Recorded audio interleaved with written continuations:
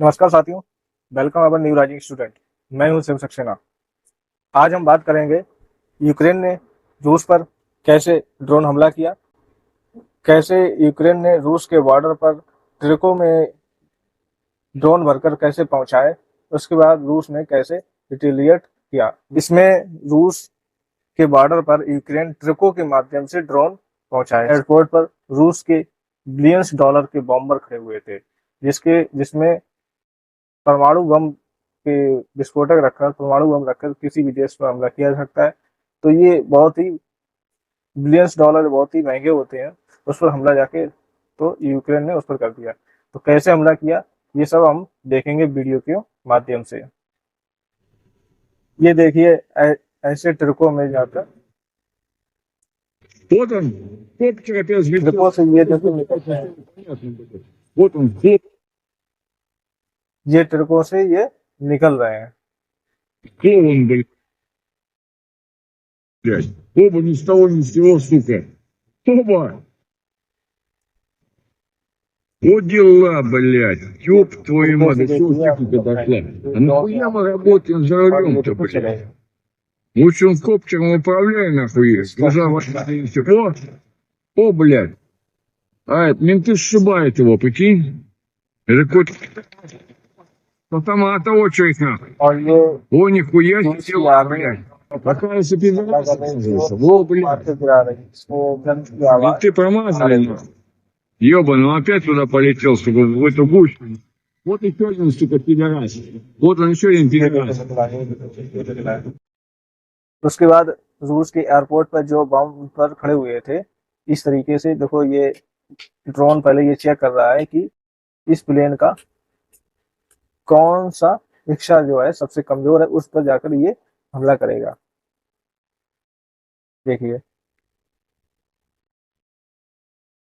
पूरी वीडियो देखिए, उसके बाद आपको समझ में आएगा कैसे ये कर रहा है। देखिए देखिए देखिए, ये यहाँ पर उसको हमला करेगा। उसके बाद वीडियो नहीं आपको दिखेगी कि वो ड्रोन खुद ही नष्ट हो चुका होगा। तो उसने अब आइडेंटिफाई कर लिया किस जगह हमला करना है ड्रोन ने। देखो, इसके बाद वीडियो नहीं आई क्योंकि ड्रोन तो खत्म हो गया, उसी के माध्यम से वीडियो शूट। अब रूस ने यूक्रेन ने रूस के किन जगहों पर हमला किया है, तो आप देखें 5 जगहों पे हमला किया। रूस के 5 एयरबेस को यूक्रेन ने दूरी बनाया, जिसमें एक बेलाया एयरबेस है। इरकुत्स्क, जो हमने पुरानी वीडियो कल की वीडियो में आपको ब्रीफ कराया है, तो ये ओब्लास्ट में पड़ता है। इसकी दूरी है 4300 किलोमीटर। दूसरा है एयरबेस ओलेबिया एयरबेस। ये ओलेबिया एयरबेस ये यूक्रेन के बॉर्डर पर ही पड़ता है।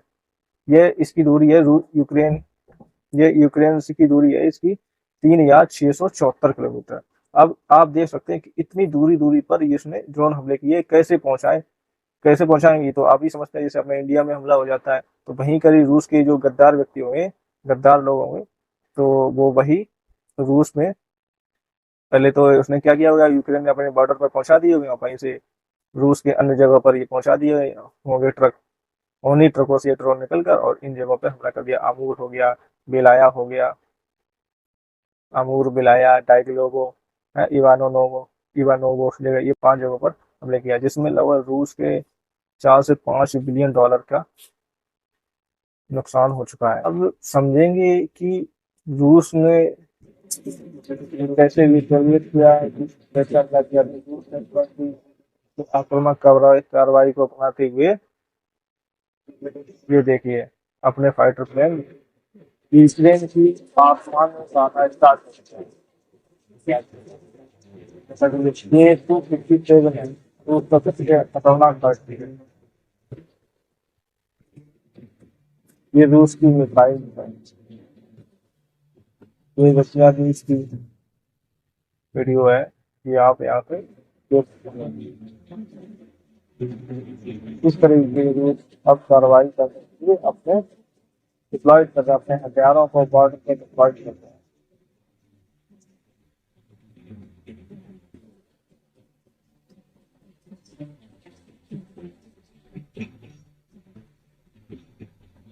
बॉर्डर पर पहुंचा रहा है। नेक्स्ट वीडियो में देखते हैं।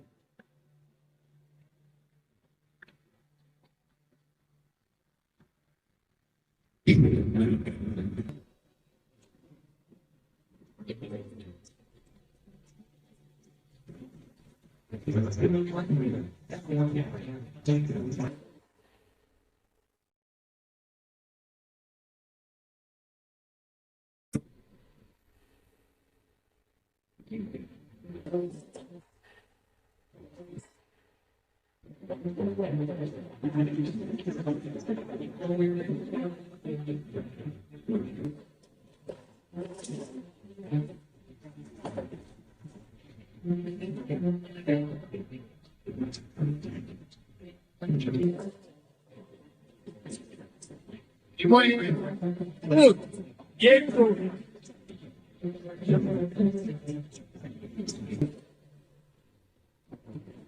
तरीके से युद्ध अभ्यास कर रहा है। ये तो एक दूसरे लिया है तो एक्सपोर्ट बहुत किया है। Страна мир, правда, а в правде сила, а значит победа. Победа будет с нами. Спасибо всем, кто сказал. Пожалуйста. उसके बाद क्योंकि जो हमला यूक्रेन ने रूस पर जो किया, यूक्रेन ने जो रूस पर बॉम्बर हमला किया है, ड्रोन के माध्यम से हमला किया है, उससे पहले यूक्रेन और रूस के बीच एक मीटिंग होने वाली थी। वो टर्की में मीटिंग होने वाली थी। तो इस मीटिंग में तो क्या हुआ, तो इसमें जो कैदी होते हैं, जो इसमें यूक्रेन के कैदी जो होते हैं रसिया की भूमि पर चले जाते हैं, जिसमें उनको पकड़ लिया जाता है, उनको कैद कर लिया जाता है जो सैनिक होते हैं। तो लगभग 6,000 मृत सैनिकों के सभी जो यूक्रेन के रूस में थे, लड़ते लड़ते जो सैनिक शहीद हो जाते हैं और रूस की यूक्रेन में थे। तो 6,000 मृत सैनिकों को सबको अदला बदली करने के लिए एक शांति वार्ता की मीटिंग रखी गई थी। ये टर्की में रखी गई थी। टर्की के इस्तानबुल शहर में ये मीटिंग रखी गई थी। अब मीटिंग से ठीक पहले ही यूक्रेन ने ये कैसा हमला कर दिया। इस मीटिंग की माना जा रहा है कहीं 11 मंथ यहाँ पे लिखे दे रहे हैं कि 11 मंथ की यूक्रेन तैयारी कर रहा था, और कहीं कहीं 1.5 साल से इस यूक्रेन रूस पर हमले करने की तैयारी कर रहा था। नेक्स्ट आगे हम लोग समझेंगे। इस हमले के से पहले जो जो मीटिंग होने वाली थी, उस मीटिंग में जो यूक्रेन के जो सैनिक थे, अधिकारी थे, सेना की वर्दी के रूप में पहुंचे। सीधा ये नहीं कि सादा वर्दी में, सादा जो फॉर्मल ड्रेस में पहुंचे, वो नहीं। तो यूक्रेन जितने अधिकारी थे वो एक आर्मी की मिलिट्री यूनिफॉर्म में पहुंचे। तो यूक्रेन की तरफ से रक्षा मंत्री थे रुस्टेम उमरेव, ये रक्षा मंत्री थे यूक्रेन के। और रूस की तरफ से रक्षा मंत्री थे पुतिन के जो बहुत ही करीबी माने जाते हैं व्लादिमीर मेडिचको, इस बातचीत में शामिल हुए। नेक्स्ट हम लोग देखेंगे, ये इस्तानबुल शहर में 2 जून 2025 को मीटिंग हुई थी। इस्तानबुल शहर में हरीरेन 2025। तो वहां की भाषा में ये लिखा हुआ है, ये जो है वहां की भाषा में लिखा हुआ है हरीरेन 2025, जबकि इंग्लिश भाषा में है 2 जून 2025 यानी 2025 इस्तानबुल शहर में ये मीटिंग हुई थी। अब जो मीटिंग हुई थी, मीटिंग में क्या निष्कर्ष निकला, इस हम निष्कर्ष में समझेंगे। रूस और यूक्रेन के बीच सोमवार को तुर्कियों से इस्तानबुल में दूसरे शहर की शांति वार्ता हुई, दूसरे दौर की शांति वार्ता हुई। इससे पहले एक शांति वार्ता हो चुकी है, उसमें 1 घंटे तक ये मीटिंग चली। दोनों देश गंभीर रूप से घायल और बीमार, जिसमें घायल हो जाते हैं, बीमार हो जाते हैं और मृत थे। तो इन सैनिकों की अदला बदली पर सहमति बनी। इस सहमति में 6,000 यानी 6,000 यूक्रेन के सैनिक, 6,000 जो है रसिया के सैनिक, अदला बदली सैनिकों की जो सब है उनको अदला बदली किया जाएगा। यूक्रेन की रक्षा मंत्री है रुस्तम उमरोव, जिन्होंने कहा है कि हम सभी युद्ध बंदियों की रिहाई और सभी दिव्यांग बच्चों और कैदियों की वापसी चाहते हैं। अब बच्चों शब्द आ गया, तो बच्चों कौन है, क्योंकि यूक्रेन ने भी रूस के जब रूस ने यूक्रेन पर जब हमला किया था, तो यूक्रेन की जगह पर कुछ जो वहां के रहने वाले जो नागरिक थे, वहां भी उस क्षेत्र में आ गए होंगे। तो वो कह रहे हैं कि तो आपके क्षेत्र में जो नागरिक चले उनमें से जो दिव्यांग जन के जो बच्चे हैं उनको वापस कर दिए, जो कैदी गृह में बना लिया, उनको वापसी चाहते हैं। वहीं रूस के प्रतिनिधि मंडल के व्लादिमीर मेडिचको, जो पुतिन जो राष्ट्रपति जो है पुतिन, रूस के उनके बहुत ही करीबी माने जाते हैं, उन्होंने कहा इस समझौते के तहत गंभीर रूप से घायल और 18 से 25 साल के युवा सैनिकों को ही अदला बदली की जाएगी।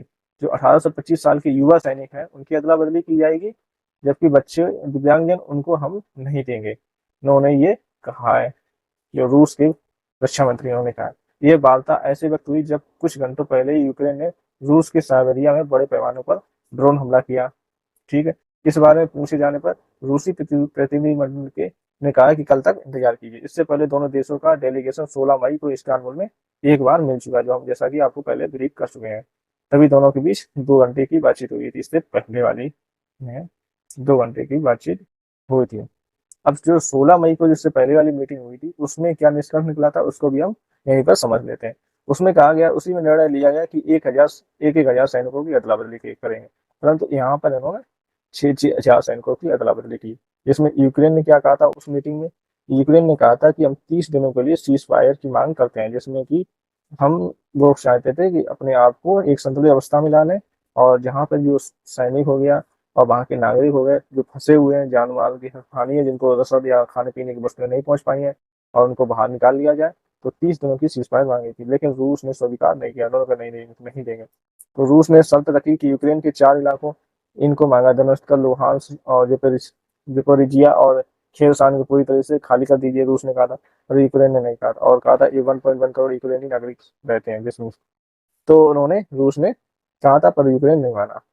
शांति समझौते की बात करेंगे, तुर्की के विदेश मंत्री हाकन फिदान ने ही कहा था कि दोनों देश दोबारा मिलने को तैयार हैं, जो कि 2 जून की मीटिंग में ये इस्तांबुल में मिल चुके हैं, लेकिन कोई तारीख नहीं तय हुई, जो कि ये उस समय की बात है। क्षेत्रों का नियंत्रण को जो तो हम लोग अभी भी समझते ही हैं, इसको जानने की कोई आवश्यकता नहीं है।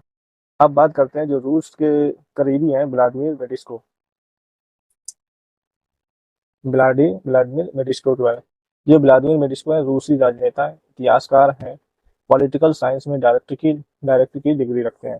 2011 में शैक्षणिक धोखाधड़ी के आरोप भी इन पर लग चुके हैं, और 2012 में 2020 तक 12 से 20 तक रूस के संस्कृति मंत्री भी रहे।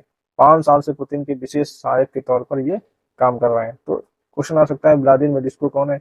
रूस के बहुत ही करीबी और रूस के एक यानी रूस से संबंध रखते हैं, ऐसा आप वहां पर आंसर दे सकते हैं।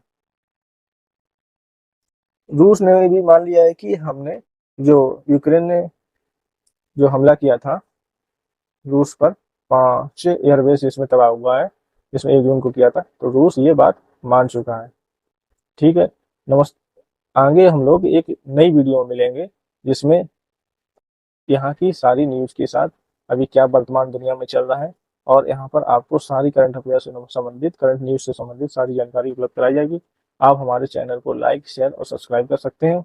वीडियो में कोई भी आपको ऐसा लगता हो कि कोई समस्या आ रही हो, तो आप ये कमेंट में बता सकते हैं कि ये हमें एक समस्या आ रही है। उसके साथ आप वीडियो को लाइक कर सकते हैं, शेयर कर सकते हैं और कमेंट कर सकते हैं, और सब्सक्राइब तो जरूर करिए। सब्सक्राइब करने से क्या होगा, आपके यहाँ तुरंत नोटिफिकेशन पहुंच जाएगा, और हमको भी उत्साहवर्धक मिलेगा, जिससे हम नई नई वीडियो बना सकेंगे। जय हिंद दोस्तों, मिलते हैं नेक्स्ट वीडियो में। जय श्री राम, राधे राधे।